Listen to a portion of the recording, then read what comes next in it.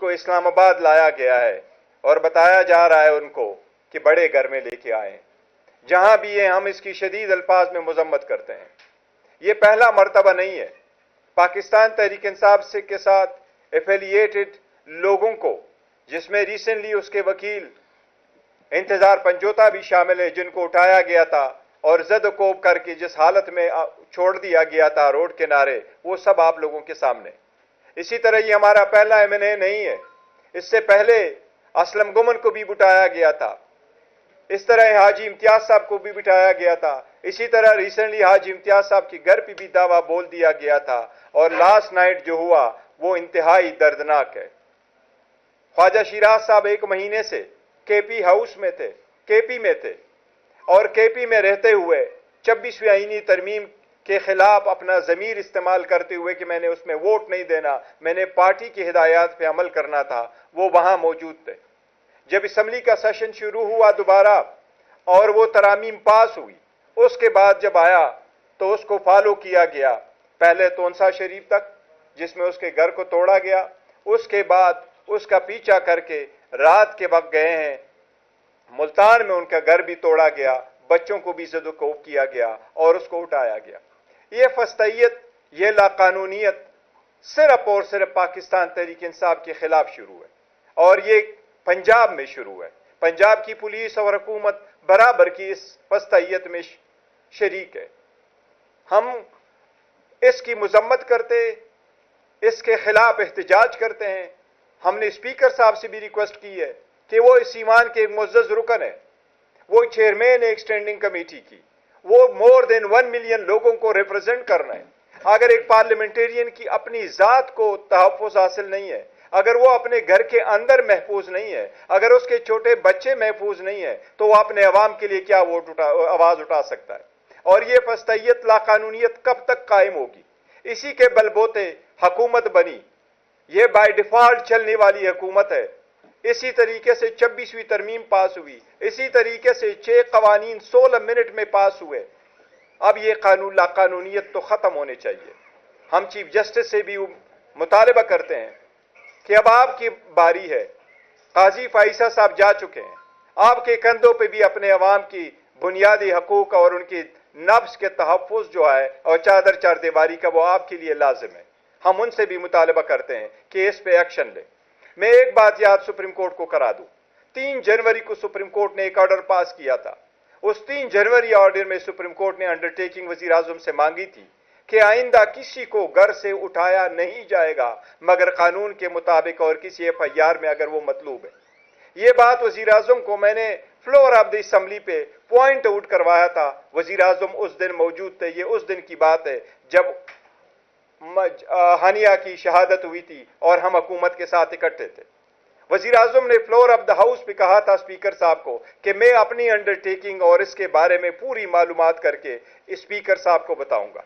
Speaker साहब के पास हम गए थे और जिस वक्त इस असम्बली पे दावा बोला गया 9 तारीख को सितंबर को 10 की शाम 10 की सुबह सवेरे सवेरे सितंबर को हमारे MNA साहिबान को असम्बली के अंदर से मेरे बशमूल शेख वकास साहब की जब उठाया गया तो द नेक्स्ट डे कमेटी बनी। उस स्पेशल कमेटी का एक ही मकसद था और वो कमेटी का मकसद ये था कि सबसे पहले उस कमेटी ने ये वो कार्रवाई करनी है जो सिर्फ और सिर्फ पार्लियामेंटेरियन को प्रोटेक्शन मेक श्योर करे, उनको प्रोटेक्शन दे। उस स्पेशल कमेटी में पाकिस्तान के पार्लियामान में मौजूद हर पॉलिटिकल पार्टी के सरबराह को रखा गया था। ये पॉइंट अब हमने पॉइंट उधर उठाया था स्पेशल कमेटी में।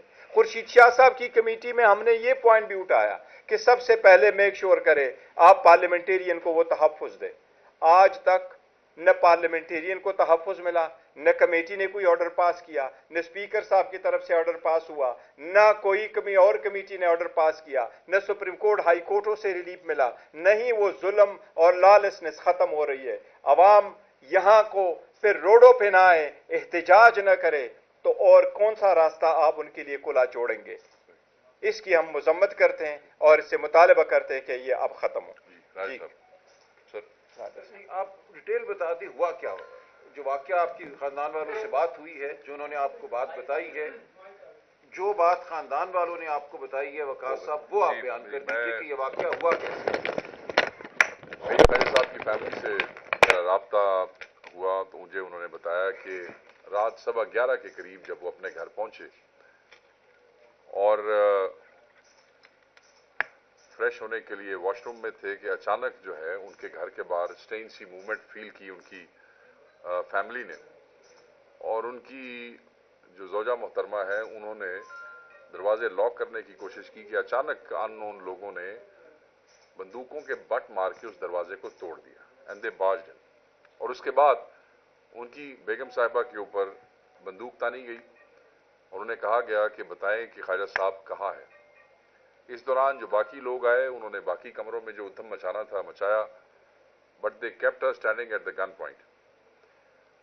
बकौल उनके कुछ देर तक ख्वाजा साहब जो है वो फ्रेश होकर बाहर आए, और जब वो बाहर आए तो सीधी बात है कि वो गन जो थी वो उनकी तरफ कर दी गई और फिर उन्हें सिर्फ जूते पहनने का मौका दिया गया। बाहर ले गए, बाहर जाके उनके हाथ बांधे। जो उनकी बेगम साहिबा हैं वो खुद दौड़ती हुई पीछे गई, गोके उन्होंने कहा कि हम आपको जो है नुकसान पहुंचाएंगे, आप बाहर ना आए, मगर वो उनकी बेगम थी, उन्होंने जिद की कि नहीं, जो करना है कर लो, मैं तो आऊंगी। वो बाहर आके खड़ी हुई और उनके सामने उनके हाथ बांधे गए। उनके बकौल खातून के वो कहती हैं कि उनके चेहरे पे जो है वो कपड़ा जो है वो डाला गया और उनको उस तरीके से गाड़ी में बिठा दिया गया। और बिठाने के बाद एक और शख्स जो इस्लामाबाद से ही उनके साथ गया था उसे कहा कि अगर तुमने किसी को इन्फॉर्म किया तो हम तुम्हें शूट कर देंगे। फिर चले गए। 10 मिनट के बाद फिर वापस आए और वो जो उसको भूल गए थे, जिसको कह रहे थे तुमने बताया तो हम तुम्हें उड़ा देंगे, उसको भी उसके फोन समेत वापस ले गए। बकौल ख्वाजा साहब की बेगम साहिबा के ये सिर्फ नामालूम लोग नहीं थे, इनके साथ पुलिस की गाड़ियां और पुलिस के लोग भी थे और सबके मुंह पे नकाब थे और वो उनको स्कॉट कर रहे थे, प्रोटेक्शन दे रहे थे या एज अ रीइंफोर्समेंट उनके साथ मौजूद थे। बहरहाल वो वापस जब आए तो ख्वाजा साहब के बच्चे एक कमरे में मौजूद थे। उनकी बेगम ये कहती हैं कि हमने उन्हें कहा कि अब आपने ख्वाजा साहब को तो पकड़ लिया है, अब बच्चों वाले कमरे में आप ना जाएं। इसके बावजूद उन्होंने वो कमरे का दरवाज़ा ज़बरदस्ती खुलवाया। बच्चे रात के वक्त 11:30 सवा 11 का टाइम था, बच्चे सो रहे थे। फिर उन्होंने जब दिखाया कि बच्चों को कि ठीक है तुम्हारे बाप को हम अब लेके जा रहे हैं, I mean this kind of a psychological trauma और शॉक जो है, आप देखें कि उन बच्चों के ऊपर क्या बीती होगी। और ये पहली दफ़ा नहीं हुआ है। सादुल्लाह बलोच के घर क्या हुआ आज से 3 दिन पहले, हर MNA के साथ यही हो रहा है, कुछ आपसे शेयर कर रहे हैं और कुछ आपसे शेयर नहीं कर रहे। और ये सिलसिला जो है ना, ये जो दस्तूर बेजार टोला बैठा हुआ ना इस वक्त हुकूमत के अंदर, और ये दस्तूर से बेजार है ना, ये जमहूरियत को मानते हैं ना, ये अखलाकियात को मानते हैं ना, ये किसी आइन को मानते हैं ना, ये किसी कानून को मानते हैं, और ये हर फस्तायत में ये असिस्ट कर रहे हैं। इनको शर्म और हयात नामी कोई चीज नहीं है। 10 लाख का नुमाइंदा है। एक तरफ कहा जाता है कि वोट को इज्जत मिलनी चाहिए, दूसरी तरफ वोट के से जो बने हुए असल हकीकी MNAs हैं उनको ऐसे बेतौकीर करके ऐसे उठाया जाता है जैसे दहशतगर्दों को उठाया जाता है। ख्वाजा साहब निहायत शरीफुन नफ्स इंसान है। मैं ये कहता हूं कि वो जो दोस्त हमारे साथ पार्लियामेंट में से उठाए गए थे, जिसकी आज तक हमें कोई फुटेज नहीं दी जा रही, चलो 9 मई की फुटेज तो सानू दो ना दो, यह फुटेज तो कट दो, उसका कुछ नहीं हुआ, कोई FIR नहीं हुई। वो बंदे बाकायदा अगवा हुए थे, हम सारे वहां से, कोई खुशी से पुलिस के पास नहीं गया था, किसी FIR में नाम था, वहां से अगवा करके उसके बाद हमें हवाले किया गया था पुलिस को। अगर उस वक्त स्पीकर नेशनल असेंबली जो कस्टोडियन ऑफ द हाउस है वो स्ट्रिक्ट एक्शन ले लेते, अपोलोजेटिक ना होते, हमारे सामने सिर्फ शर्मिंदगी ना शो करते बल्कि हिम्मत करते, बेशक सीट चली जाती, छोड़ देते। ऐसी सीटों का क्या फायदा है कि जिनका सिर्फ नाम ही है और उनका कोई इख्तियार कोई नहीं है। अगर आप कस्टोडियन है हाउस के और आप अपने लोगों को प्रोटेक्ट नहीं कर सकते, आपके दौर के अंदर, आपकी हुकूमत के अंदर यह फस्तायत हो रही है कि MNAs को इस तरह अगवा किया जा रहा है, मैं ये समझता हूं यह सिलसिला अब बंद हो जाना चाहिए। इसलिए भी बंद होना चाहिए कि जब आप सिस्टम में किसी एक पिलर को कमजोर करते हैं और इस तरह कमजोर करते हैं बेतौकीर करके, तो फिर अगर आप ये समझते हैं कि इस मुल्क का निजाम चल सकता है, जिस निजाम को आप खुद खोखला कर रहे हैं, तो फिर ये निजाम नहीं चल सकता है। जुल्म का निजाम तो वैसे ही नहीं चल सकता है। डंडे के ऊपर, जोर पे और बदमाशी पे तो आप रियासत को नहीं चला सकते हैं। हमें तो ये समझ नहीं आ रही कि 26वीं तरमीम भी खत्म हो गई, उससे पहले का तो जो एडवेंचर होता रहा हमारे एमएनएस के साथ वो तो हमें समझ आता है, मगर अब तो हमें ये भी समझ नहीं आता कि सिर्फ ये क्या हो रहा है और ये क्यों किया जा रहा है। आप उन लोगों को डरा के, धमका के, आप इस कौम को डराना चाहते हैं? नहीं।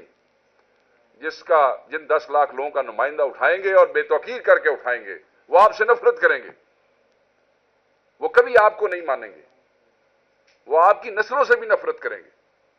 आपने मोहब्बत के बीज बोने हैं, आप तो नफरतें फैला रहे हैं। आप तो ये इंतशार, इसको इंतशार कहते हैं, इन चीजों की वजह से इंतशार फैलता है। तो हम इसकी सख्ती से मजम्मत करते हैं और डिमांड करते हैं वजीर आजम से, स्पीकर से, इंटीरियर मिनिस्टर से और कंसर्न्ड आईजी से। वो आईजी जो सिर्फ ऐसे लगता है कि जैसे उनका जाती मुलाजिम है, उससे डिमांड करते हैं, we demand the release of Khwaja Sharaz at earliest. इस पे एहतजाज भी होगा, क्योंकि अब हम इस पे नहीं बैठेंगे। हर चीज पे जो है उसको आप डिले नहीं कर सकते हैं। बातों और कहानियों में आप ये नहीं कह सकते हैं कि ये हमारे हाथ में नहीं है, हमारा इख्तियार नहीं है। तो तो पता है किसने कीता है? हमें यह पता है कि आपकी हुकूमत है, हमें यह पता है कि आपकी पुलिस की गाड़ियां साथ आई, जिसने भी किया आप अगवाकार हैं, आप उनके साथ शामिल हैं। हमें हमारा बंदा वापस चाहिए। और यह तमाशा भी बंद करें कि जिस वक्त प्रेशर आए उठा के पुलिस को दिया और किसी टका मार पर्चे के अंदर उसका नाम दे के कहा जी इसको तो पुलिस इस काम में लेगी थी। तो मुजम्मत भी है और हम डिमांड करते हैं कि फिल फॉर ख्वाजा शराज साहब को वापस जो है वो पहुंचाया जाए और उन्हें किसी किस्म का, उनकी सेहत को, उनकी सलामती को, उनकी जिंदगी को किसी किस्म का भी नुकसान नहीं पहुंचना चाहिए। अगर होता है तो ये तमाम लोग जो है वो जिम्मेदार होंगे और इन्हें इस सारे एक्शन को हम कोर्ट ऑफ लॉ में भी चैलेंज करेंगे। उनकी फैमिली ने ये डिसाइड किया है, वो भी करेंगे। इस पे पार्टी एक्शन भी लेगी और एहतजाज भी करेगी। इस तरह हम एमएनएस के साथ नहीं होने देंगे।